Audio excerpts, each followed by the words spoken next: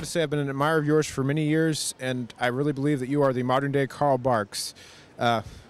Thank you. That's a huge compliment to me. What is your influence for creating Bone?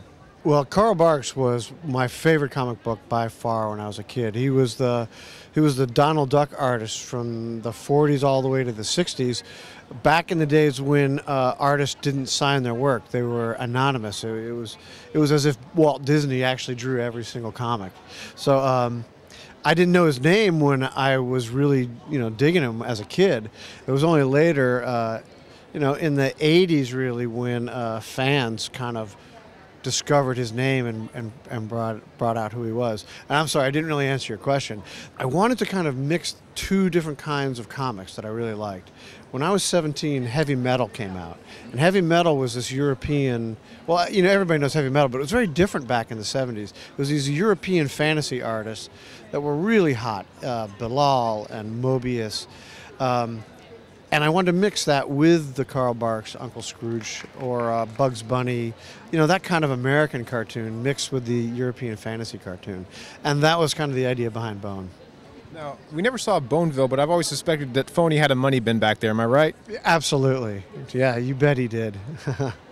And there's probably some Beagle Bones trying to get into it all the time. You've had some amazing success with Bone from Scholastic, especially in these new hardcover editions. Can you tell us how did you hook up with Scholastic, and what's your reaction to the fantastic response it's had?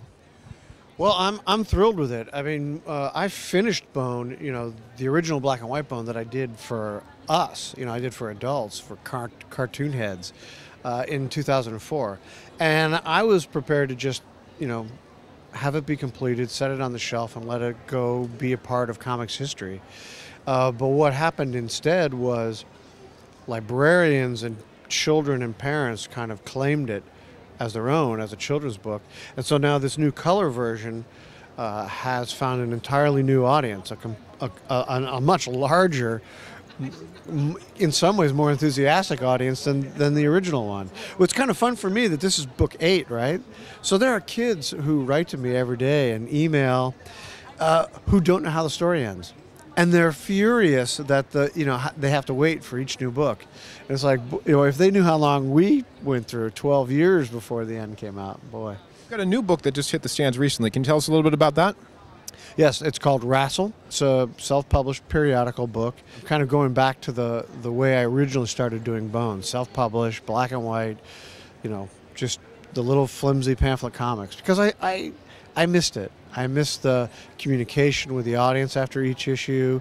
I miss hearing about people going into comic book stores, shops, looking for these things.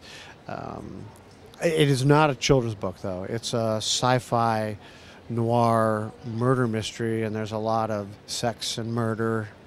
So I don't want anybody to think that it's a sequel to Bone. It's not for 7-year-olds. Now, given the popularity that Bone still continues to have to this day, are there any thoughts about possibly revisiting that universe at some point? Well, I don't really believe in sequels. My favorite book is Moby Dick, and there's no sequel. So I think that's it. It's the end. But I'll find ways to do Bone again. Even if it's little flashback stories. We're working on one called Bone Bedtime Stories, which will sort of be a clip book. A lot of the stories that I did that didn't actually make it into the final 1-volume edition, I'm going to find a way to put them in a new volume and add some new stories. But it won't be a sequel per se. Where can fans find your work online? Boneville.com is my website. I have a blog, and we have a little shop that's going up. That's where they can find it.